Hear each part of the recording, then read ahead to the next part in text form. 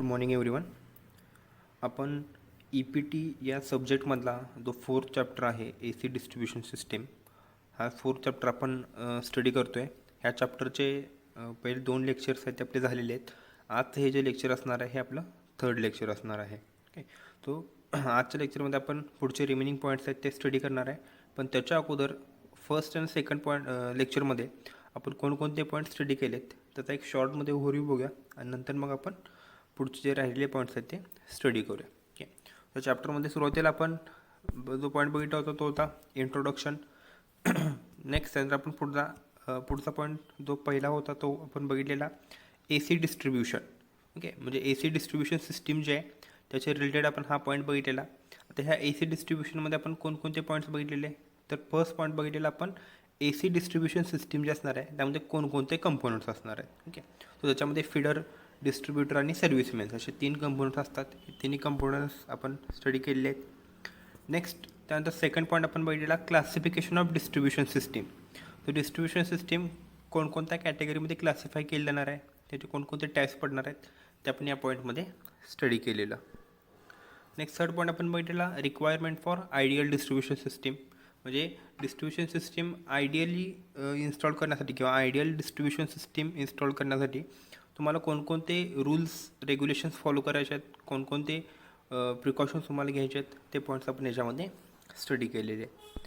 Next fourth point आपण बघितलेला primary आणि सेकंडरी डिस्ट्रीब्युशन. ह्या जो 2 सिस्टीम्स आहेत त्या 2 सिस्टीम आपण त्यामध्ये स्टडी केलेल्या होत्या.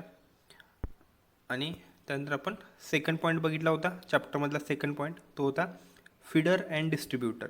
ह्याच्यामध्ये आपण एकच पॉईंट स्टडी केलेला आहे आपल्या सिलेबसनुसार. पहिल्या पॉईंटमध्ये आपण बघितलेलं की फीडर डिझाईन करत असताना कोणकोणते फॅक्टर्स कन्सिडर केले जाणार आहेत. आणि सेकंड पॉईंटमध्ये आपण बघितलेलं की डिस्ट्रीब्युटर डिझाईन करत असताना कोणकोणते पॉईंट स्टडी केले जाणार आहेत किंवा कन्सिडर केले जाणार आहेत. ओके, सो हे जे 2 पॉईंट्स आहेत हे पहिले 2 पॉईंट्स आपले स्टडी करून झालेले आहेत. त्यानंतर आपण पॉईंट नंबर 3 जो आहे types of different distribution schemes, हा पॉईंट आपण बघितलेला आहे. याच्यामध्ये आपण बघितलेलं की डिस्ट्रीब्युशन सिस्टीम जर आपण अकॉर्डिंग टू कनेक्शन क्लासिफाय करायला गेलो तर त्याच्यामध्ये 3 टाईप्स पडतात: radial system, ring main system and interconnected system.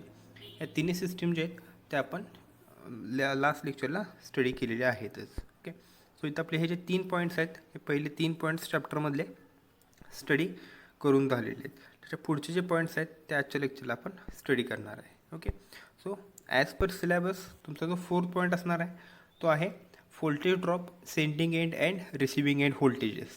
आता हा जो पॉईंट आहे हा थोडा मॅथमॅटिकल पार्ट आहे, याच्यामध्ये प्रॉब्लेम्स येणार आहेत. त्यामुळे हा जो पार्ट आहे हा आपण चॅप्टरच्या एंडला, ज्यावेळेला आपला चॅप्टर 4 चॅप्टर संपेल त्यावेळेला आपण चॅप्टरच्या एंडला हा पॉईंट कवर करणार आहे, ज्याच्यामध्ये आपण प्रॉब्लेम्स सॉल्व करणार आहे. ओके, सो इथे मी लिहिलेलं आहे at the end of chapter, ज्यावेळेला चॅप्टर संपेल त्यावेळेला आपण हा सगळ्यात लास्ट पॉईंट स्टडी करणार आहे. सो हा सोडून नेक्स्ट पुढचा आपला जो पॉईंट असणार आहे तो असणार आहे distribution of substation. Okay, sorry distribution substation असा जो पॉईंट असणार आहे. तो याच्यामध्ये आपण काय काय बघणार आहे, तर या पॉईंटमध्ये आपल्याला टोटल 5 पॉईंट स्टडी करायचे आहेत. पॉईंट नंबर 5 जो आहे चॅप्टरमधला पॉईंट नंबर 5 जो आहे त्याच्यामध्ये आपण 5 सब पॉईंट्स स्टडी करणार आहे. ओके, ते 5 सब पॉईंट्स कोणकोणते आहेत, तर पहिल्यांदा आपण त्या डिस्ट्रीब्युशन सबस्टेशनचं क्लासिफिकेशन बघणार आहे. म्हणजे डिस्ट्रीब्युशन सबस्टेशन कोणकोणत्या कॅटेगरीमध्ये क्लासिफाय केलं होतं हा फर्स्ट पॉईंट आपण बघणार. सेकंड आपण बघणार आहे factors considered while selecting the site for distribution substation. म्हणजे एखाद्या ठिकाणी जर सबस्टेशन इन्स्टॉल करायचं असेल तर त्या ठिकाणी ती तुम्ही जागा सिलेक्ट करणार आहे, ती जागा सिलेक्ट करत असताना कोणकोणते फॅक्टर कन्सिडर करायचे आहेत आणि त्यानुसार जागा सिलेक्ट करायची ते आपण सेकंड पॉईंटमध्ये बघणार आहे. ओके, सो फर्स्ट पॉईंटमध्ये आपण डिस्ट्रीब्युशन सबस्टेशनचं क्लासिफिकेशन बघणार. सेकंड पॉईंटमध्ये डिस्ट्रीब्युशन सबस्टेशनसाठी जी आपण एरिया सिलेक्ट करणार आहे तो एरिया सिलेक्ट करत असताना कोणकोणते फॅक्टर्स, कोणकोणते पॅरामीटर्स तुम्हाला कन्सिडर करायचे आहेत ते आपण सेकंड पॉईंटमध्ये बघणार. थर्ड पॉईंटमध्ये आपण ॲडव्हान्टेजेस, फोर्थ पॉईंटमध्ये आपण त्याचे डिसॲडव्हान्टेजेस स्टडी करणार आहे आणि फिफ्थ पॉईंटमध्ये ॲप्लिकेशन्स आपण स्टडी करणार आहे. ओके, सो असे टोटल 5 पॉईंट आपण या डिस्ट्रीब्युशन सबस्टेशनमध्ये स्टडी करणार आहे. ओके, सो या ठिकाणी मी एक फर्स्ट पॉईंट जो आहे आपला क्लासिफिकेशन ऑफ डिस्ट्रीब्युशन सबस्टेशन, याच्यामध्ये एक डायग्राम तुम्हाला दाखवलेले ट्री डायग्राम आहे ती. ओके, त्याच्यामध्ये आता हे मी एक शॉर्टमध्ये तुम्हाला ओव्हरव्ह्यू देतो आणि नंतर हे जे प्रत्येक सबस्टेशन जे आहे ते आपण डिटेलमध्ये स्टडी करणारच आहे. ओके, तो आपला first point classification of distribution substation. त्यामध्ये the distribution substation is classified in different categories, those are as follows. आता हे जे डिस्ट्रीब्युशन सबस्टेशन असणार आहे ते वेगवेगळ्या कॅटेगरीमध्ये क्लासिफाय होते. त्या ठिकाणी आपण 4 कॅटेगरीज बघितलेले आहेत. सो फर्स्ट आपली कॅटेगरी असणार आहे, जर आपण distribution substation according to service requirement classify केलं. अकॉर्डिंग टू सर्व्हिस रिक्वायरमेंट म्हणजे काय, ते सबस्टेशन आपण कोणत्या सर्व्हिससाठी यूज करणार आहे त्यानुसार आपण सबस्टेशन क्लासिफाय करायला गेलो तर त्याच्यामध्ये टोटल 6 टाईप्स पडत आहेत. ओके, ते कोणकोणते आहेत तर त्यामध्ये पहिलं असणार आहे ट्रान्सफॉर्मर सबस्टेशन, ज्याच्यामध्ये फक्त व्होल्टेज लेवल ट्रान्सफॉर्म केली जाणार आहे, हायर टू लोअर और लोअर टू हायर. सेकंड असणार आहे कन्व्हर्टिंग सबस्टेशन, ज्याच्यामध्ये AC to DC, DC to AC केलं जाणार आहे. थर्ड असणार आहे पॉवर फॅक्टर करेक्शन सबस्टेशन, ज्याच्यामध्ये पॉवर फॅक्टर करेक्ट केला जाणार आहे, वाढवलं जाणार आहे. नेक्स्ट फ्रिक्वेन्सी चेंजिंग सबस्टेशन, ज्याच्यामध्ये सप्लायची फ्रिक्वेन्सी चेंज केली जाणार आहे. नेक्स्ट स्विचिंग सबस्टेशन, ज्याच्यामध्ये फक्त स्विचिंग ऑपरेशन्स परफॉर्म केले जाणार आहेत. अँड लास्ट असणार आहे इंडस्ट्रीयल सबस्टेशन. ओके, असे 6 टाईप्स पडत आहेत. जर आपण अकॉर्डिंग टू सर्व्हिस जर सबस्टेशन क्लासिफाय केले तर अकॉर्डिंग टू सर्व्हिस म्हणजेच कोणत्या सर्व्हिससाठी तुम्ही ते सबस्टेशन यूज करणार आहे. द नेक्स्ट सेकंड कॅटेगरी असेल अकॉर्डिंग टू कन्स्ट्रक्शनल फीचर्स, म्हणजे ते सबस्टेशन कशा पद्धतीने कन्स्ट्रक्ट केलेलं आहे ह्याच्यानुसार जर सबस्टेशन क्लासिफाय करायला गेलं त्याच्यामध्ये 4 टाईप्स पडत आहेत. त्यामध्ये पहिला असणार आहे आउटडोअर सबस्टेशन, ज्याच्यामध्ये स्विच गिअर किंवा जे इक्विपमेंट्स असणार आहेत सबस्टेशनमधले ते आउटडोअर स्विच गिअरमध्ये इन्स्टॉल केले जाणार आहेत. सेकंड असणार आहे इनडोअर सबस्टेशन, ज्याच्यामध्ये स्विच गिअर्स किंवा कंपोनंट जे असणार आहेत ते एका बिल्डिंगमध्ये इन्स्टॉल केले जाणार आहेत, त्याला इनडोअर सबस्टेशन म्हणणार आहेत. नेक्स्ट अंडरग्राऊंड सबस्टेशन, ज्याच्यामध्ये पूर्ण सबस्टेशन हे अंडरग्राऊंड जमिनीच्या खाली कन्स्ट्रक्ट केलं जाणार आहे. आणि फोर्थ वन असेल पोल माउंटेड सबस्टेशन, ज्याच्यामध्ये सगळे कंपोनंट्स हे 2 पोलवरती किंवा H टाईपच्या स्ट्रक्चरवरती इन्स्टॉल केले जाणार आहेत. असणार आहे second according to construction. Next असेल अकॉर्डिंग टू ऑपरेटिंग व्होल्टेज, म्हणजे त्या सबस्टेशनचं ऑपरेटिंग व्होल्टेज किती आहे याच्यानुसार जर क्लासिफाय करायला गेलो तर त्याच्यामध्ये 3 टाईप्स पडत आहेत. पहिला असणार आहे high voltage substation, second extra high voltage आणि थर्ड असेल अल्ट्रा हाय व्होल्टेज. ओके, म्हणजे ह्याच्यामध्ये वेगवेगळ्या व्होल्टेज लेवल्सनुसार ते सबस्टेशन क्लासिफाय केले जाणार आहेत. अँड लास्ट आपण बघणार असणार आहे according to importance. Okay, so according to importance substation classify करायला गेले त्याच्यामध्ये 2 टाईप्स पडत आहेत. एक असणार आहे ग्रीड सबस्टेशन आणि दुसरं असणार आहे टाउन सबस्टेशन. ओके, सो हे सगळे जे सब टाईप्स आहेत हे सब टाईप्स आपण थोडे डिटेलमध्ये स्टडी करणारच आहे. ओके, सो आपण सब टाईप्स बघूया कसे कसे आहेत ते. ओके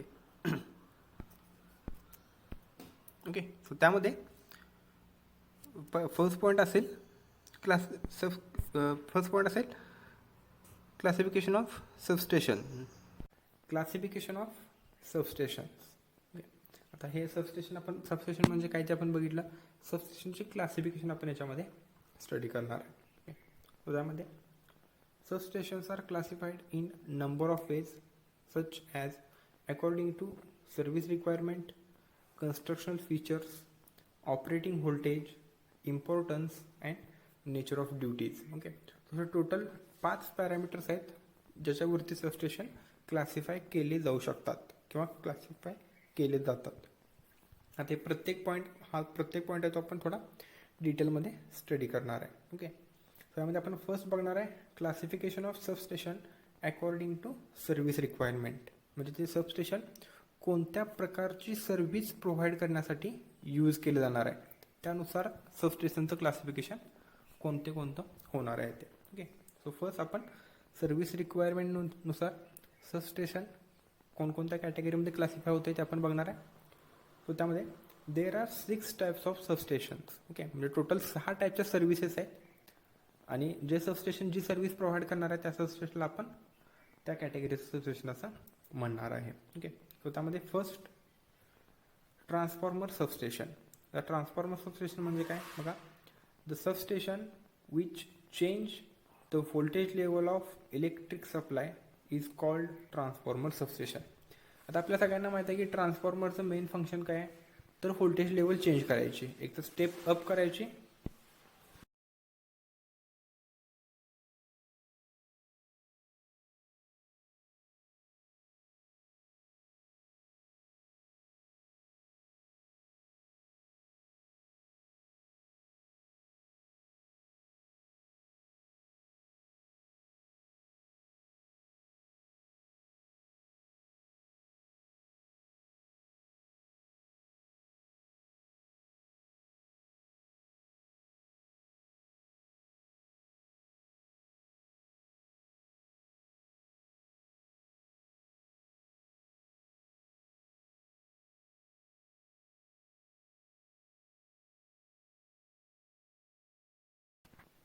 किंवा स्टेप डाऊन करायचे असणार आहे. ओके, सो ज्या ठिकाणी ज्या सबस्टेशनमध्ये फक्त व्होल्टेज लेवल वाढवली किंवा व्होल्टेज लेवल कमी केली जाते त्या सबस्टेशनला आपण ट्रान्सफॉर्मर सबस्टेशन असं म्हणणार आहे. ओके, कारण ट्रान्सफॉर्मरचं मेन फंक्शन व्होल्टेज अप किंवा व्होल्टेज डाऊन करणं हे असणार आहे. Next point, this substation receives power at some voltage and deliver it at some other voltage level. म्हणजे या टाईपचे सबस्टेशन असणार आहेत ते एक पॉवर जे असणार आहे ते एका ठराविक व्होल्टेजला रिसीव्ह करणार आहेत आणि ते जे व्होल्टेज असणार आहे ते व्होल्टेज एकतर वाढवतील किंवा कमी करतील आणि ती पॉवर नंतर पुढं ट्रान्समिट करणार आहे. Okay, next, most of the substations in power system are of this type. So power सिस्टीममध्ये जे सबस्टेशन असतात त्यातले सगळ्यात जास्त सबस्टेशन हे या टाईपचे असणार आहेत. म्हणजे जे सबस्टेशन फक्त व्होल्टेज लेवल वाढवणे किंवा व्होल्टेज लेवल कमी करण्याचं काम करणार आहेत. त्याला आपण म्हणणार आहे ट्रान्सफॉर्मर सबस्टेशन, कारण त्या सबस्टेशनमध्ये ट्रान्सफॉर्मर हा मेन पॉईंट असणार आहे आणि ट्रान्सफॉर्मर हा एकतर व्होल्टेज अप किंवा व्होल्टेज डाऊन करणार आहे. ओके, असेल फर्स्ट टाईप. सेकंड असेल स्विचिंग सबस्टेशन. ओके, त्यामध्ये these substation do not change voltage level, however they simply perform switching operation of power line.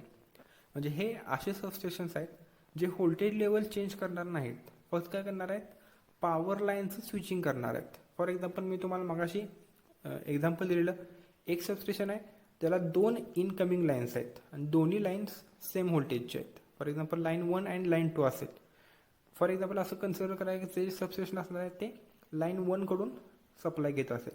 आता काही कारणास्तव लाईन 1चा सप्लाय जर बंद झाला तर काय करणार आहे ते सबस्टेशन लाईन 2 कडून सप्लाय घेणार आहे. म्हणजे स्विचिंग ऑपरेशन केलं, लाईन 1 वरून सप्लाय जो तो लाईन 2 वरती स्विच केलेला आहे. ओके, सो असे जे सबस्टेशन्स आहेत जे फक्त स्विचिंग ऑपरेशन परफॉर्म करणार आहेत त्याला आपण स्विचिंग सबस्टेशन असं म्हणणार आहे. सो असेल second type switching substation. The next third असेल पॉवर फॅक्टर करेक्शन सबस्टेशन. आता याच्या नावात दिलेलं आहे की या सबस्टेशनमध्ये काय केलं जाणार आहे तर पॉवर फॅक्टर जो असणार आहे तो करेक्ट केला जाणार आहे. आणि पॉवर फॅक्टर करेक्ट करण्यासाठी आपण काय करतो जनरली कॅपॅसिटर बँक किंवा सिंक्रोनस कंडेन्सर सारखे डिव्हायसेस यूज करतो. सो पॉवर फॅक्टर करेक्शन सबस्टेशनमध्ये मेन कंपोनंट कोणता असेल कॅपॅसिटर बँक किंवा सिंक्रोनस कंडेन्सर असणार आहे. ओके, सो त्यामध्ये the substation which improve the power factor of the system is called power factor correction substation. Next, these substations are generally located at receiving end of the transmission line. So transmission lineच्या receiving endला या टाईपचे substations install केलेले असणार आहेत जे सप्लायचा power factor improve करणार आहेत. आणि ह्या डिव्हायसेस या सबस्टेशनमध्ये मला सांगितल्याप्रमाणे कॅपॅसिटर बँक किंवा सिंक्रोनस कंडेन्सर्स हे डिव्हायसेस किंवा हे मेन डिव्हायसेस असणार आहेत. द नेक्स्ट फोर्थ टाईप असेल फ्रिक्वेन्सी चेंजर सबस्टेशन. आता ह्या सबस्टेशनमध्ये काय केलं जाणार आहे तर सप्लायची फ्रिक्वेन्सी चेंज केली जाणार आहे. सप्लायची फ्रिक्वेन्सी वाढवली जाईल किंवा सप्लाय फ्रिक्वेन्सी कमी केली जाणार आहे. तर त्यामध्ये the substation which change the supply frequency is known as frequency changer substation. Okay, the next point substation number 5 असेल कन्व्हर्टिंग सबस्टेशन. ह्याच्यामध्ये the substation which change the AC power into DC power and vice versa is called as converting substation. तो ज्या सबस्टेशनमध्ये ACचं DCमध्ये किंवा DCचं ACमध्ये conversion केलं जाणार आहे त्या सबस्टेशनला आपण कन्व्हर्टिंग सबस्टेशन असं म्हणणार आहे. द नेक्स्ट लास्ट वन असेल इंडस्ट्रियल सबस्टेशन.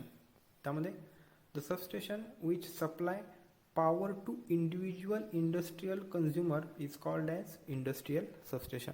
म्हणजे जे सबस्टेशन हे फक्त एका इंडिव्हिज्युअल इंडस्ट्रीला पॉवर सप्लाय करण्यासाठी यूज केलं जाणार आहे त्याला आपण इंडस्ट्रियल सबस्टेशन असं म्हणणार आहे. म्हणजे ते सबस्टेशन फक्त एका इंडस्ट्रीला सप्लाय प्रोव्हाइड करेल त्याला आपण इंडस्ट्रियल सबस्टेशन असं म्हणणार आहे. ओके, असे टोटल 6 टाईपचे सबस्टेशन्स आहेत जे अकॉर्डिंग टू सर्व्हिस रिक्वायरमेंटमध्ये क्लासिफाय केले जातात. ओके, म्हणजे ते सबस्टेशन कोणत्या टाईपची सर्व्हिस प्रोव्हाइड करण्यासाठी यूज केलं जाते त्यानुसार त्या सबस्टेशनला आपण क्लासिफाय करणार आहे. सो असेल आपला फर्स्ट क्लास ज्याच्यामध्ये सबस्टेशन जे आहेत ते सर्व्हिस रिक्वायरमेंटनुसार क्लासिफाय केलेले आहेत. ओके, देन सेकंड आपण बघणार आहे according to constructional features. According to constructional features म्हणजे सबस्टेशन कोणत्या प्रकारे कन्स्ट्रक्ट केलेले आहेत याच्यानुसार जर क्लासिफिकेशन करायचं झालं तर त्याच्यामध्ये 4 टाईप्स पडतात. Okay, so there are main 4 types of substation. जर आपण सबस्टेशनचं क्लासिफिकेशन अकॉर्डिंग टू कन्स्ट्रक्शन करायला गेलो तर 4 टाईप्स आहेत. त्यामध्ये फर्स्ट असेल इनडोअर सबस्टेशन. ओके, सो त्यामध्ये for voltages up to 11 kV, the equipments of the substation are installed indoor because of economic considerations. Okay, so indoor substation जे असणार आहेत ते जनरली 11 kV पर्यंत असणार आहेत. म्हणजे ज्याच्यामध्ये सबस्टेशनचे सगळे इक्विपमेंट्स आहेत हे एका रूममध्ये इन्स्टॉल केले जातात किंवा एखाद्या लार्ज शेडमध्ये ते इन्स्टॉल केले जाणार आहेत. Okay, next, however, when atmosphere is contaminated with impurities, these substations can erected for voltages up to 66 kV. म्हणजे आपल्याला एखाद्या ठिकाणी सबस्टेशन इन्स्टॉल करणं गरजेचंच आहे, पण त्या ठिकाणी ॲटमॉस्फेरिक कंडिशन खूप खराब आहेत. सो त्या ठिकाणी तुम्ही काय करू शकता, 66 kV पर्यंत जे सबस्टेशन असणार आहे ते तुम्ही इनडोअर इन्स्टॉल करू शकता. ओके, म्हणजे सबस्टेशनचे सगळे इक्विपमेंट्स एका रूममध्ये किंवा एका शेडमध्ये ते तुम्हाला इन्स्टॉल करायला लागणार आहेत आणि त्या टाईपच्या सबस्टेशनला आपण इनडोअर सबस्टेशन असं म्हणणार आहे. द नेक्स्ट पुढचं असेल आउटडोअर सबस्टेशन. आता आउटडोअर सबस्टेशन आपण सगळ्यांनी बघितलेले आहेत. जनरली आपल्याला जे दिसतात ते आउटडोअर सबस्टेशन असणार आहेत, ज्याच्यामध्ये इलेक्ट्रिसिटीचे सगळे इक्विपमेंट्स आहेत हे आउटडोअरमध्ये इन्स्टॉल केलेले असतात. म्हणजे स्विचयार्डमध्ये ते इन्स्टॉल केलेले असणार आहेत. ओके, तर त्यामध्ये for voltages beyond 66 kV, substation equipments are installed outdoor because for high voltages the clearance between conductors and space required for switching is more. Okay, तर आपण बघितलं 66 kV च्या खाली आपण सबस्टेशन जे असणार आहे ते इनडोअरमध्ये इन्स्टॉल करू शकतो. ओके, केलंच पाहिजे असं काही नाही.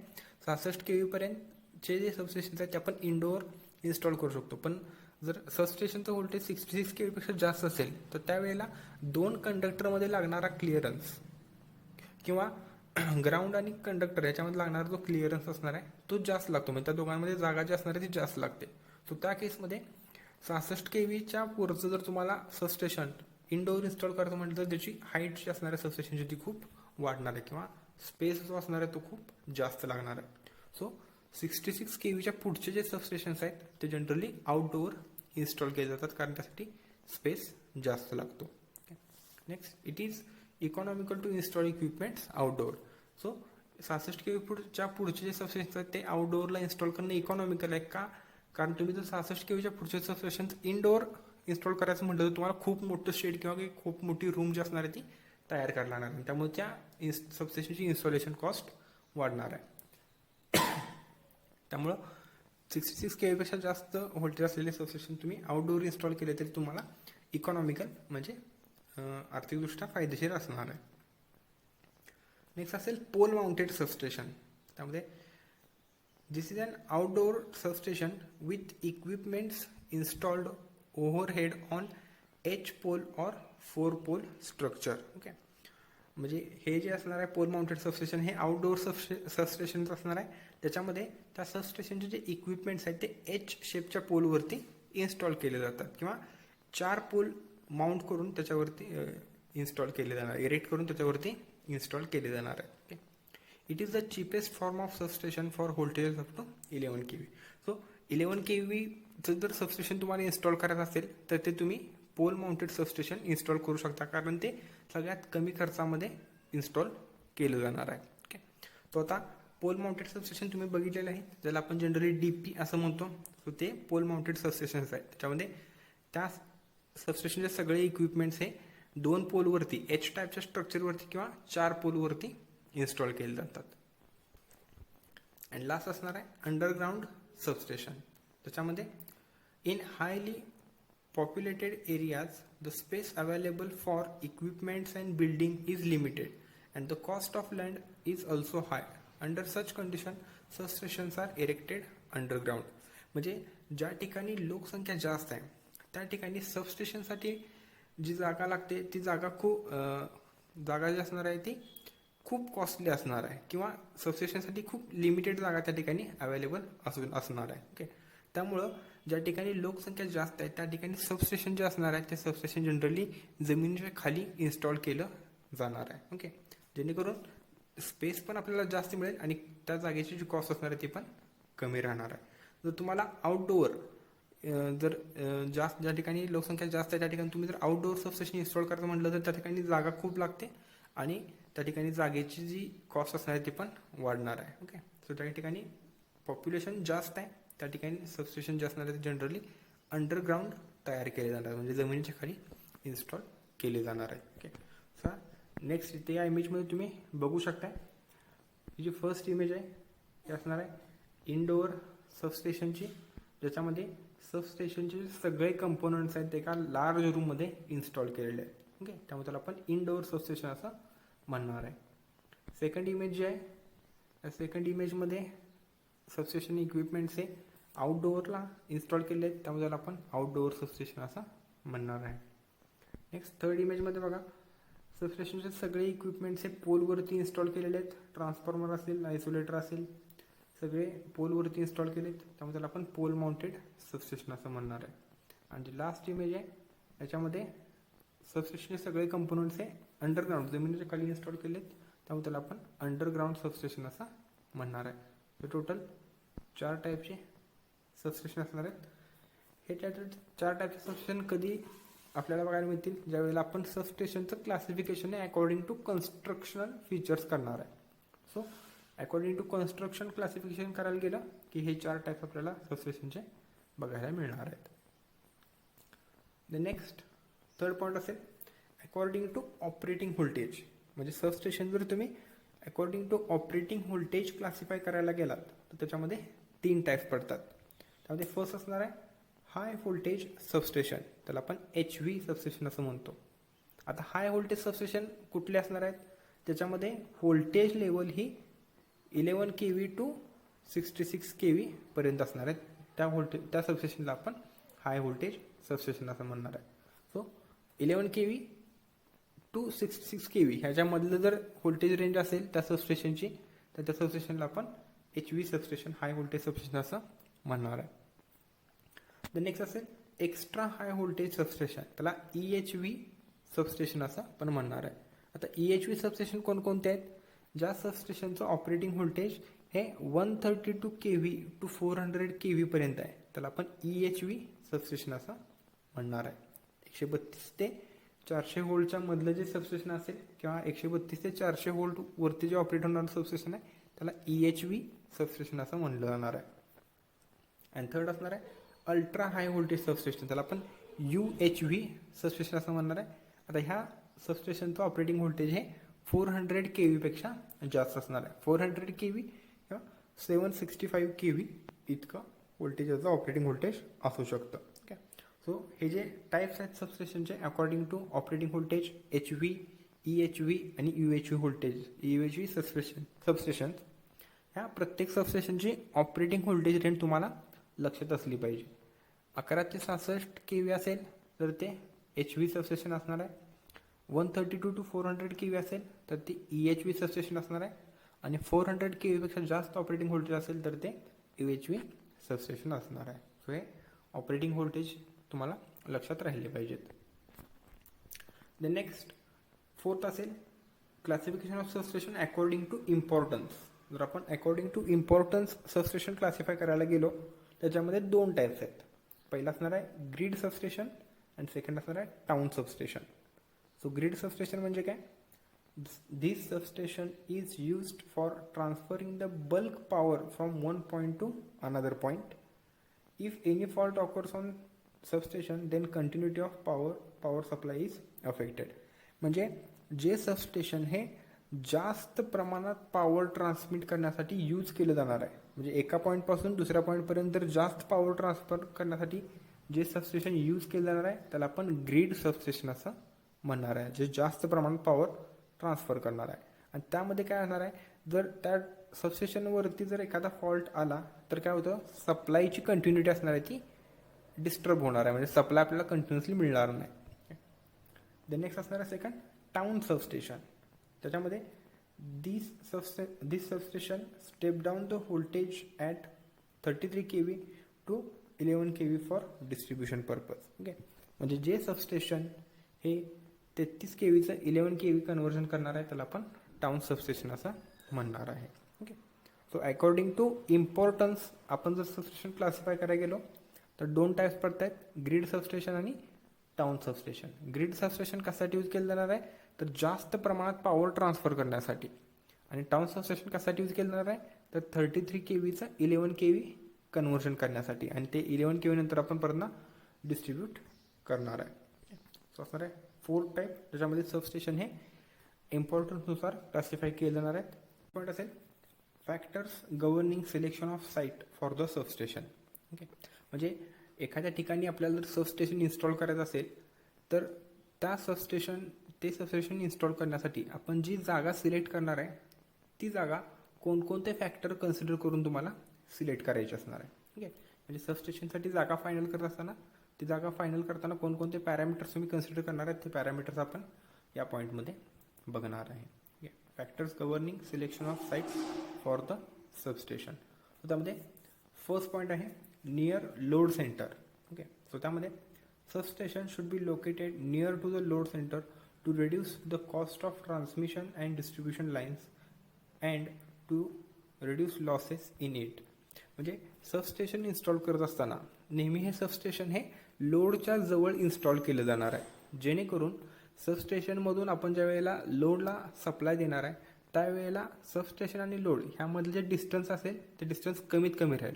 आणि सबस्टेशन आणि लोड यामधलं डिस्टन्स जर कमी राहिलं तर त्यामध्ये इन्स्टॉल केले जाणारे ट्रान्समिशन लाईन असणार आहे किंवा डिस्ट्रीब्युशन लाईन असणार आहे याची लेंथ कमी राहणार आहे किंवा कमी होणार आहे. आणि जर लेंथ कमी झाली तर ऑटोमॅटिकली त्या ठिकाणी कॉस्ट पण कमी लागणार आहे. ओके, आणि लाईनची लेंथ कमी असेल तर ऑटोमॅटिकली त्या लाईनमध्ये होणारे लॉसेस जे असणार आहेत ते पण कमी होणार आहेत. ओके, सो ज्यावेळी तुम्ही एखादी जागा सबस्टेशनसाठी सिलेक्ट करत असणार आहे त्यावेळेला किंवा एखाद्या ठिकाणी जर तुम्हाला सबस्टेशन इन्स्टॉल करायचं असेल तर अशा ठिकाणी सबस्टेशन इन्स्टॉल करायचं जे लोडच्या एकदम जवळ असणार आहे किंवा जी जागा लोडच्या एकदम जवळ आहे त्या ठिकाणी तुम्ही सबस्टेशन लोकेट करू शकताय. ठीक आहे, सो त्यामध्ये फर्स्ट पॉईंट जर सबस्टेशन लोडच्या एकदम जवळ असेल तर लोडला दिली जाणारी जी पॉवर असणार आहे सप्लाय असणार आहे ती कमी डिस्टन्समध्ये तुम्ही देऊ शकता. सो डिस्टन्स जर कमी ठेवलं तर ऑटोमॅटिकली कॉस्ट आणि लॉसेस कमी राहणार आहेत. त्यामुळे सबस्टेशन नेहमी लोडच्या जवळ इन्स्टॉल करायचं आहे. द नेक्स्ट सेकंड पॉईंट असेल easy access for transmission line. So substation हे अशा ठिकाणी असलं पाहिजे जिथून ट्रान्समिशन लाईन इझिली ॲक्सेस करता आली पाहिजे आपल्याला. ओके, सो त्यामध्ये there should be easy access for incoming and outgoing lines. म्हणजे सबस्टेशनमध्ये आपल्याला इझिली इनकमिंग लाईन आणि आउटगोईंग लाईन त्या सबस्टेशनपासून नेता आल्या पाहिजे. ओके, म्हणजे सबस्टेशनला आपल्याला सप्लाय पण देता आला पाहिजे आणि सबस्टेशनपासून ज्या बाहेर जाणाऱ्या लाईन्स आहेत त्या पण आपण इझिली नेऊ शकणार आहे. ओके, सो अशा ठिकाणी ते सबस्टेशन लोकेट करतात. म्हणजे जनरली सबस्टेशन हे ट्रान्समिशन लाईनच्या जवळ असलेल्या चांगल्या आहे, जेणेकरून सबस्टेशनला इनकमिंग लाईन जी असणार आहे ती आपण शॉर्ट डिस्टन्समध्ये प्लेस करू शकतो. द नेक्स्ट थर्ड असेल easy access towards substation. So त्यामध्ये there should be easy access towards substation for transportation of equipments and manpower. म्हणजे सबस्टेशन हे अशा ठिकाणी इन्स्टॉल करायचं आहे किंवा लोकेट करायचं आहे ज्या ठिकाणी इझिली तुम्ही इक्विपमेंट्स किंवा मॅनपॉवर नेऊ शकताय. ओके, ओके, जर सबस्टेशन हे जास्त म्हणजे ज्या ठिकाणी जाण्याची व्यवस्था नसेल अशा ठिकाणी जर तुम्ही सबस्टेशन इन्स्टॉल केलं तर त्या ठिकाणी तुम्हाला इक्विपमेंट्स किंवा मॅनपॉवर नेण्यामध्ये जास्त अडचणी येणार आहे. त्यामुळे सबस्टेशन हे अशा ठिकाणी इन्स्टॉल करा ज्या ठिकाणी तुम्ही इझिली इक्विपमेंट्स आणि मॅनपॉवर नेऊ शकता किंवा प्रोव्हाइड करू शकताय. ते नेक्स्ट असणार आहे स्पेस अवेलेबल. त्यामध्ये the proposed area for substation should be at normal level and open from all sides. Also sufficient area should be available for future expansion. म्हणजे ज्या ठिकाणी तुम्ही सबस्टेशन इन्स्टॉल करणार आहे म्हणजे ज्या ठिकाणी प्रपोज्ड आहे ज्या ठिकाणी सबस्टेशन तुम्ही इन्स्टॉल करणार आहे ती जी जागा असणार आहे ती नॉर्मल लेवलला असली पाहिजे. मग त्याच्यामध्ये चढ उतर नको आहे, ती एकसारखी फ्लॅट असली पाहिजे. ती जागा जी असणार आहे ती चारही साईडनी ओपन असली पाहिजे. ओके, जेणेकरून तुम्ही त्या ठिकाणी इझिली इक्विपमेंट्स वगैरे इन्स्टॉल करू शकताय. नेक्स्ट ती जी जागा असणार आहे ती जागा ही प्रोजेक्टेड प्लॅनपेक्षा जरा जास्त मोठी असली पाहिजे. मग तुम्हाला जर 11 kV सबस्टेशन इन्स्टॉल करत असेल आणि 11 kV जर जेवढी जागा लागते त्याच्यापेक्षा जास्त जागा त्या ठिकाणी अवेलेबल असली पाहिजे, जेणेकरून फ्युचरमध्ये जर तुम्हाला त्या ठिकाणी सबस्टेशन एक्सपांड करायचं म्हटलं तर तुम्ही इझिली एक्सपांड तुम्हाला करता आलं पाहिजे. ओके.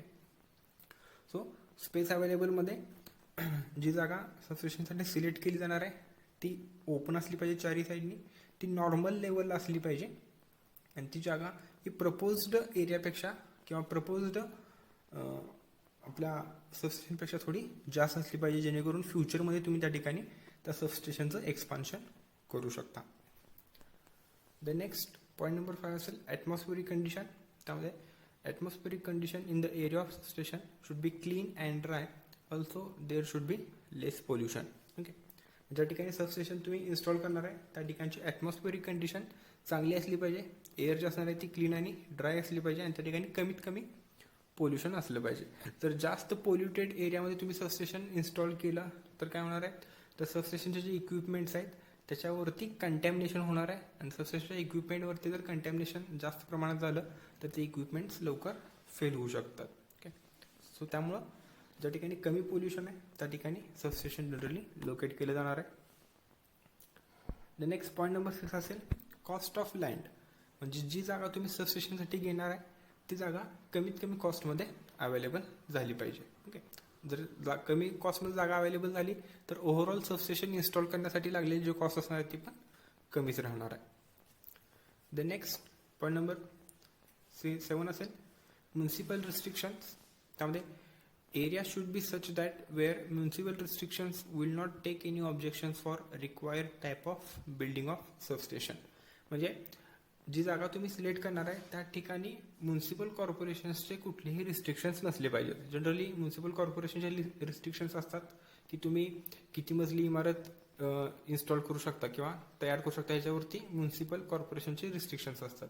सो तुम्ही जी सबस्टेशनसाठी जागा सिलेक्ट करणार आहे त्या ठिकाणी असे रिस्ट्रिक्शन्स नसले पाहिजेत किंवा खूप कमी असले पाहिजेत, जेणेकरून तुम्हाला सबस्टेशनसाठी लागणारी जशी बिल्डिंग आहे तशी बिल्डिंग तुम्ही इझिली इन्स्टॉल करू शकताय किंवा उभारू शकताय. द नेक्स्ट पॉईंट नंबर 8 असेल स्टाफ ॲम्युनिटीज. ॲम्युनिटीज म्हणजे काय तर सुविधा असणार आहेत. सो सबस्टेशनमध्ये जो स्टाफ असणार आहे त्या स्टाफसाठी कोणकोणत्या सुविधा त्या ठिकाणी अवेलेबल असल्या पाहिजे आहेत. ओके. सो त्यामध्ये the site should be such that essential amenities must be available to the staff like residential quarters, drinking water, hospitals and public transport etcetera. Okay. So त्या सबस्टेशनमध्ये जो स्टाफ काम करणार आहे त्यांच्यासाठी मेन सुविधा ज्या असणार आहेत त्यामध्ये त्या स्टाफला राहण्यासाठी क्वार्टर्स अवेलेबल असले पाहिजे आहेत, त्या ठिकाणी पिण्यायोग्य पाणी अवेलेबल असलं पाहिजे आहे, त्या ठिकाणी स्टाफसाठी हॉस्पिटलची सोय असली पाहिजे आहे किंवा त्या सबस्टेशनपासून जवळपास एखादं हॉस्पिटल असलं पाहिजे किंवा त्या सबस्टेशनपासून इझिली पब्लिक ट्रान्सपोर्ट किंवा ट्रान्सपोर्टेशनची फॅसिलिटी अवेलेबल असली पाहिजे आहे. अशा ठिकाणी तुम्हाला ते सबस्टेशन लोकेट करायचं आहे. द नेक्स्ट पॉईंट नंबर 9 असेल bearing capacity of land. Okay. So त्यामध्ये reduce construction cost of building and for better foundation of equipment land should have high bearing capacity. bearing capacity म्हणजे काय तर त्या जमिनीवरती जो लोड येणार आहे ज्यावेळी तुम्ही बिल्डिंग किंवा इक्विपमेंट इन्स्टॉल करणार आहे त्या लोडला आपण बेअरिंग कॅपॅसिटी असं म्हणणार आहे. ओके. सो जमीन जर एकदम भुसभुशीत असेल, मऊ असेल तर काय होणार आहे त्या ठिकाणी इक्विपमेंट्स इन्स्टॉल करण्यासाठी तुम्हाला जास्त स्ट्रॉंग फाउंडेशन क्रिएट करायला लागणार आहे. ओके. सो फाउंडेशन जास्त स्ट्रॉंग क्रिएट करायला लागणार आहे म्हणजेच काय तर त्या ठिकाणी इन्स्टॉलेशनची कॉस्ट वाढणार आहे. सो ज्या ठिकाणी तुम्ही सबस्टेशन इन्स्टॉल करणार आहे त्या ठिकाणची जमीन ही अशी असली पाहिजे ज्यामध्ये तुम्ही कमीत कमी कॉस्टमध्ये चांगल्या प्रकारचं इन्स्टॉलेशन करू शकता. आणि ते कधी पॉसिबल आहे ज्यावेळेला त्या जमिनीची बेअरिंग कॅपॅसिटी, लोड घेण्याची कॅपॅसिटी ही जास्त असेल त्यावेळेला. नेक्स्ट लास्ट पॉईंट असेल फ्री फ्रॉम अर्थक्वेक्स. ज्या ठिकाणी तुम्ही सबस्टेशन इन्स्टॉल करणार आहे ती जागा ही अर्थक्वेकपासून लांब असली पाहिजे, म्हणजे ज्या ठिकाणी भूकंप होण्याचे चान्सेस खूप कमी असणार आहेत अशा ठिकाणी ते तुम्हाला सबस्टेशन इन्स्टॉल करायचं आहे.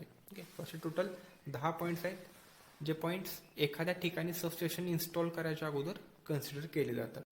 ओके. सो यानंतर आपला जो नेक्स्ट पॉईंट असणार आहे तो असणार आहे पॉईंट नंबर 3 आणि 4. हे 2 पॉईंट्स आपण याच्यामध्ये कंबाईन केलेत. तो पॉईंट असणार आहे advantages and disadvantages of distribution substation. Okay. तर आपला जो मेन 5 नंबरचा पॉईंट आहे डिस्ट्रीब्युशन सबस्टेशन, त्याच्यामध्ये पहिल्यांदा आपण स्टडी केलं सबस्टेशनचं क्लासिफिकेशन. सेकंडमध्ये आपण बघितला की डिस्ट्रीब्युशन सबस्टेशनसाठी जी साईट सिलेक्ट करणार आहे त्यासाठी कोणकोणते फॅक्टर कन्सिडर करायचे आहेत आणि थर्ड जो असणार आहे तो असणार आहे ॲडव्हान्टेजेस आणि फोर्थ असणार आहे डिसॲडव्हान्टेजेस. सो याच्यामध्ये आपण दोन्ही पॉईंट जे असणार आहेत ते कंबाईन केलेले आहेत. ओके त्यासाठी काय केलेलं आहे तर इनडोअर आणि आउटडोअर सबस्टेशन जे असणार आहेत हे सबस्टेशन आपण कम्पेअर करणार आहे आणि त्याच्यावरून तुम्हाला त्याचे ॲडव्हान्टेजेस आणि डिसॲडव्हान्टेज काय काय आहेत ते समजून येईल. ओके सो याच्यामध्ये फर्स्ट आपण आउटडोअर हा कॉलम बघणार आहे, सेकंडमध्ये आपण इनडोअर सबस्टेशनचा कॉलम बघणार आहे. ओके सो कुणाचे ॲडव्हान्टेज काय आहेत डिसॲडव्हान्टेज काय आहेत हे तुम्हाला याच्यामध्ये समजून येईल. Okay so first point outdoor सबस्टेशनमध्ये तर त्यामध्ये फर्स्ट असणार आहे construction work is much less. जर तुम्ही सबस्टेशन जर आउटडोअर बाहेर रूमच्या बाहेर किंवा ओपन एरियामध्ये जर इन्स्टॉल केलं त्याच्यामध्ये तुम्हाला कन्स्ट्रक्शन खूप कमी करायला लागणार आहे. म्हणजे तुम्हाला त्या ठिकाणी बिल्डिंग वगैरे जे बांधकाम असणार आहे ते खूप प्रमाणात कमी करावं लागणार आहे. ओके ते जर तुम्ही इनडोअर सबस्टेशनमध्ये बघितलं तर construction work is much more. आता इनडोअर सबस्टेशनमध्ये काय होतं तर सगळे कंपोनंट्स एका बिल्डिंगच्या आतमध्ये इन्स्टॉल केले जातात. त्यासाठी ती बिल्डिंग जी असणार आहे तुम्हाला बिल्डिंग पहिल्यांदा किंवा जे वर्कशॉप असणार आहे तुम्हाला एरिया उभा करायला लागणार आहे आणि त्यासाठी जी कन्स्ट्रक्शनचं वर्क असणार आहे कन्स्ट्रक्शनचं काम असणार आहे ते थोडं जास्त वाढणार आहे कारण तुम्हाला सबस्टेशन त्या बिल्डिंगच्या आतमध्ये इन्स्टॉल करायचं आहे त्यामुळे. ओके सो आउटडोअर सबस्टेशनमध्ये कन्स्ट्रक्शनचं काम खूप कमी आहे. इनडोअर सबस्टेशनसाठी तुम्हाला जास्त कन्स्ट्रक्शन काम करावं लागणार आहे. देन सेकंड असेल स्पेस रिक्वायर्ड इज मोर. जर आउटडोअर सबस्टेशन असेल तर तुम्हाला खूप जागा लागणार आहे कारण त्याच्यामध्ये सगळे इक्विपमेंट्स हे आउटडोअर इन्स्टॉल केले जाणार आहेत आणि त्याच्यामध्ये ग्राउंड क्लिअरन्स किंवा सेफ्टी क्लिअरन्स असणार आहे तो तुम्हाला मेंटेन करावं लागणार आहे. त्यामुळं आउटडोअर सबस्टेशन इन्स्टॉल करण्यासाठी तुम्हाला जास्त जागा लागते. ओके आणि इनडोअरमध्ये असणार आहे space required is less. Indoor substation एका बिल्डिंगच्या आतमध्ये इन्स्टॉल करताय त्यामुळे त्या ठिकाणी कमी जागेत पण ते सबस्टेशन जे आहे ते इन्स्टॉल होऊ शकतं. ओके सो आउटडोअरसाठी जास्त जागा लागणार आहे, इनडोअरसाठी लागणारी जागा थोडी कमी असेल. देन नेक्स्ट थर्ड असेल time required for erection is less. Okay म्हणजे आउटडोअर सबस्टेशन जर तुम्हाला इन्स्टॉल करत असेल उभा करायचा असेल त्यासाठी कमी वेळेत म्हणजे खूप कमी वेळेत तुम्ही ते सबस्टेशन जे असणार आहे ते इन्स्टॉल करू शकताय. ओके म्हणजेच काय तर त्या ठिकाणी जागा जास्त असणार आहे. सो ॲट अ टाईम तुम्ही एकापेक्षा जास्त कामं त्या ठिकाणी करू शकताय. पण इनडोअर सबस्टेशनमध्ये काय असणार आहे तर तुम्हाला एका लिमिटेड जागेमध्ये काम करायचं आहे त्यामुळे त्या ठिकाणी तुम्हाला सबस्टेशन इन्स्टॉल करण्यासाठी थोडा जास्त वेळ लागणार आहे. ओके सो इनडोअरसाठी time required for erection is more असेल. तर नेक्स्ट पॉईंट नंबर 4 असेल कॅपिटल कॉस्ट इज लेस. म्हणजे आता आउटडोअर सबस्टेशनसाठी आपल्याला कन्स्ट्रक्शन खूप कमी करावं लागतं, कन्स्ट्रक्शनचं काम खूप कमी करावं लागतं त्यामुळे त्या ठिकाणी आपली कॉस्ट जी असणार आहे ती थोडी कमी होणार आहे. ओके पण इनडोअरसाठी तुम्हाला कन्स्ट्रक्शनचं काम जास्त करावं लागणार आहे, जास्त मोठी बिल्डिंग उभा करायला लागणार आहे त्यासाठी कॉस्ट जी असणार आहे ती वाढणार आहे म्हणजे कॅपिटल कॉस्ट त्याची वाढेल. द नेक्स्ट 5th पॉईंट असेल future expansion is possible. Okay म्हणजे जर भविष्यात जर तुम्हाला त्या सबस्टेशनची कॅपॅसिटी वाढवायची असेल तर आउटडोअर सबस्टेशनमध्ये तुम्ही इझिली त्या ठिकाणी एक्सपान्शन करू शकताय. पण इनडोअर सबस्टेशनमध्ये काय असणार आहे फ्युचर एक्सपान्शन इज डिफिकल्ट कारण इनडोअर सबस्टेशन इन्स्टॉल करत असताना त्या सबस्टेशनची कॅपॅसिटी बघूनच त्या ठिकाणी ती बिल्डिंग जी असणार आहे ती उभा केली जाणार आहे. सो भविष्यात जर तुम्हाला त्या ठिकाणी त्याची कॅपॅसिटी वाढवायचं म्हटलं तर ते थोडं डिफिकल्ट होणार आहे. द नेक्स्ट पॉईंट नंबर 6 असेल fault finding and repairing is easy. Outdoor सबस्टेशनमध्ये फॉल्ट जर झाला तर तुम्ही तो व्हिज्युअली बघू शकता की कुठं फॉल्ट झालेला आहे आणि तो फॉल्ट तुम्हाला समजला कुठं झाला आहे की तुम्ही तो इझिली तो क्लिअर पण करू शकता. ओके पण इनडोअर सबस्टेशनमध्ये फॉल्ट फाइंडिंग आणि रिपेअरिंग करणं थोडं डिफिकल्ट असणार आहे. द नेक्स्ट पॉईंट नंबर 7 असेल possibility of fault and accident is less. Okay ज्या आउटडोअर सबस्टेशनमध्ये कंपोनंट्स एकमेकांपासून थोडे लांब इन्स्टॉल केलेले असतात सेफ्टी आणि ग्राउंड क्लिअरन्स मेंटेन करून त्यामुळे त्या ठिकाणी फॉल्ट येणं किंवा ॲक्सिडेंट होण्याचे चान्सेस कमी असणार आहेत. पण इनडोअर सबस्टेशनमध्ये कंपोनंट्स हे एकमेकांच्या थोडे जवळ असणार आहेत किंवा त्याचं कन्स्ट्रक्शन असं होतं की थोडं कॉम्प्लिकेटेड होतं त्यामुळे त्या ठिकाणी फॉल्ट येण्याचे चान्सेस किंवा ॲक्सिडेंट होण्याचे चान्सेस थोडे जास्त असणार आहेत. आणि लास्ट पॉईंट नंबर 8 असेल आउटडोअर सबस्टेशनमध्ये maintenance cost is more due to dust and smoke deposition on the equipments. Okay so outdoor सबस्टेशनमधले सगळे कंपोनंट्स आहेत. कंपोनंट्स म्हणजे काय तर सर्किट ब्रेकर असेल, ट्रान्सफॉर्मर असेल, करंट ट्रान्सफॉर्मर, व्होल्टेज ट्रान्सफॉर्मर असेल, हे जे सगळे कंपोनंट्स आहेत हे कंपोनंट्स आउटडोअरला आपण इन्स्टॉल करतो त्यामुळे त्याच्यावरती काय होतं त्याच्यावरती धूळ माती किंवा स्मोक वगैरे यांचे जे पार्टिकल्स असतात ते चिटकून बसतात त्याच्यावरती, म्हणजे त्याच्यावरती त्या पार्टिकल्सचं डिपॉझिशन होतं आणि त्यामुळं त्या इक्विपमेंटमध्ये फॉल्ट येण्याचे चान्सेस जास्त असतात किंवा त्याचा परफॉर्मन्स जो असतो तो थोडासा कमी होतो. ओके, सो आउटडोअर सबस्टेशनमध्ये त्या इक्विपमेंट्सवरती धूळ माती ह्यांचं डिपॉझिशन किंवा जे धुराचे पार्टिकल्स यांचं डिपॉझिशन थोडं जास्त होतं आणि त्यामुळे त्या ठिकाणी मेंटेनन्स करायची कॉस्ट जास्त थोडी वाढते. इंडोअर सबस्टेशनमध्ये काय असणार आहे, सगळे कंपोनंट्स इंडोअर आहेत, त्यामुळे त्याच्यावरती डिपॉझिशन जे असणार आहे ते खूप कमी प्रमाणात होणार आहे, त्यामुळे त्या ठिकाणी मेंटेनन्स थोडा कमी असणार आहे. ओके, सो अशा प्रकारे हे इंडोअर अँड आउटडोअर सबस्टेशनचे आपण पॉईंट्स कम्पेअर केले आहेत. ह्याच्यावरून तुम्ही इझिली सांगू शकता की कुणाचे ॲडव्हान्टेजेस काय आहेत, कुणाचे डिसॲडव्हान्टेजेस काय असणार आहेत ते. ओके, सो ॲडव्हान्टेजेस डिसॲडव्हान्टेजेस आपला त्यासाठी हा जो टेबल आहे, हा टेबल तुमच्यासाठी बेनिफिशियल असेल. याच्यावरून तुम्ही इझिली ॲडव्हान्टेज सांगू शकता. तर ॲडव्हान्टेज काय काय असतील, आउटडोअर सबस्टेशन ॲडव्हान्टेज काय काय, तर कन्स्ट्रक्शन वर्क कमी करायला लागणार आहे, इरेक्शन सबस्टेशन उभा करण्यासाठी टाईम जो लागणार तो कमी लागणार आहे, कॅपिटल कॉस्ट कमी असणार आहे, फ्युचर एक्सपान्शन तुम्ही इझिली करू शकताय. नेक्स्ट, फॉल्ट फाइंडिंग किंवा रिपेअरिंग तुम्ही इझिली करू शकताय, त्या ठिकाणी फॉल्ट येण्याचे चान्सेस जे आहेत ते कमी आहेत. हे त्याचे ॲडव्हान्टेज झाले. आणि डिसॲडव्हान्टेज काय झाले तर त्यासाठी जागा जास्त लागते, मेंटेनन्सची कॉस्ट थोडी जास्त असणार आहे. सो अशा प्रकारे त्याचे डिसॲडव्हान्टेज असतील. सिमिलरली इंडोअरसाठी पण तुम्ही लिहू शकताय. सो असणार आपला point number 3rd and 4th, advantage and disadvantage of distribution substation. Okay, त्यानंतर पुढचा पॉईंट जो असणार आहे तो असणार आहे advantages of distribution applications of distribution substation. Okay, application हा लास्ट पॉईंट आपण त्याच्यामध्ये स्टडी करणार आहे. आता ॲप्लिकेशन बघायच्या अगोदर आपल्याला कोणत्या टाईपचं सबस्टेशन आहे हे स्टडी केलं पाहिजे, कारण डिस्ट्रीब्युशन सबस्टेशन जे असणार आहे ते वेगवेगळ्या कॅटेगरीमध्ये क्लासिफाय केलं जातं. ते आपण बघितलं की पोल माउंटेड असणार आहे, प्लेन्थ माउंटेड, आउटडोअर, इनडोअर, अंडरग्राऊंड असेल, गॅस इन्सुलेटेड असेल किंवा मोबाईल सबस्टेशन असेल.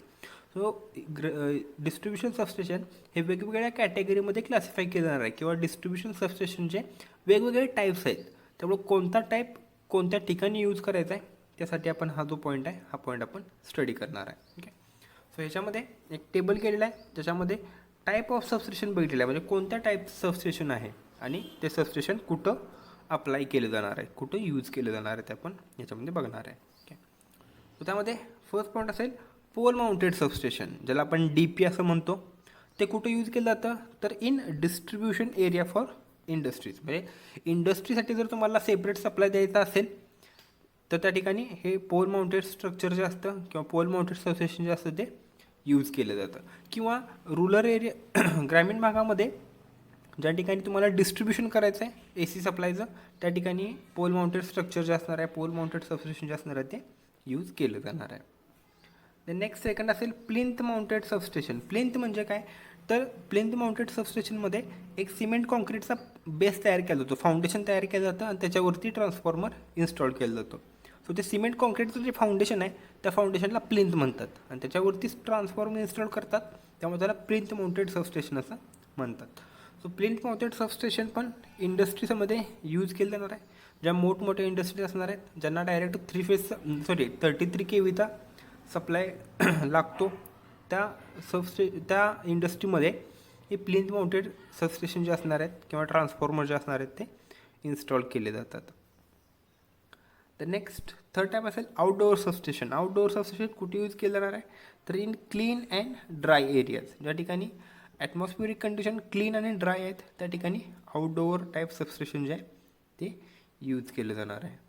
Next indoor substation. तर इनडोअर सबस्टेशन कुठे यूज करायचं तर in high pollution areas and chemical zones, ज्या ठिकाणी जास्त पोल्युशन आहे किंवा ज्या ठिकाणी केमिकल झोन म्हणून डिक्लेअर केलेलं आहे त्या ठिकाणी जर सबस्टेशन इन्स्टॉल करायचं असेल तर त्या ठिकाणी इनडोअर टाईप सबस्टेशन जे असणार आहे ते यूज केलं जाणार आहे. कारण इनडोअर सबस्टेशनमध्ये सगळे कंपोनंट्स एका बिल्डिंगच्या आतमध्ये असतात, त्यामुळे त्या ठिकाणी त्या कंपोनंट्सवरती जे पोल्युटंट्स आहेत ते डिपॉझिट होणार नाही आहेत आणि पोल्युटंट डिपॉझिट न झाल्यामुळे ते इक्विपमेंट जास्त दिवसांसाठी चांगल्या प्रकारे ऑपरेशन करू शकतात. ओके, सो पोल्युटेटेड एरियामध्ये जर सबस्टेशन इन्स्टॉल करत असेल तर त्यासाठी इनडोअर सबस्टेशन हा एक चांगला ऑप्शन असणार आहे.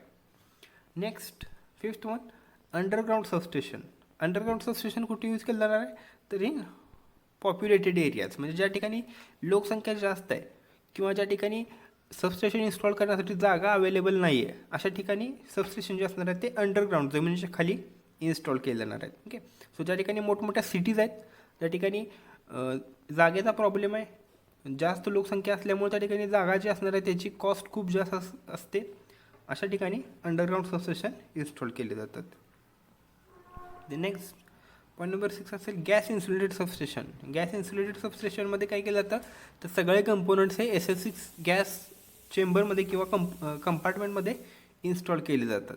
आता हे गॅस इन्सुलेटेड सबस्टेशन कधी यूज करायचे आहेत, कशासाठी यूज करायचे आहेत, तर ते असणार आहेत फॉर हाय व्होल्टेज सबस्टेशन, म्हणजे ज्या ठिकाणी ऑपरेटिंग व्होल्टेज खूप जास्त असणार आहे, सबस्टेशनचं ऑपरेटिंग व्होल्टेज खूप जास्त असेल आणि त्या ठिकाणी ॲटमॉस्फिअरिक कंडिशन्स खूप सिव्हिअर असणार आहेत, त्या ठिकाणी हे गॅस इन्सुलेटेड सबस्टेशन इन्स्टॉल केले जाणार आहे. ओके, अँड लास्ट वन असेल मोबाईल सबस्टेशन, ते असणार आहे फॉर डिस्ट्रीब्युटेड जनरेशन.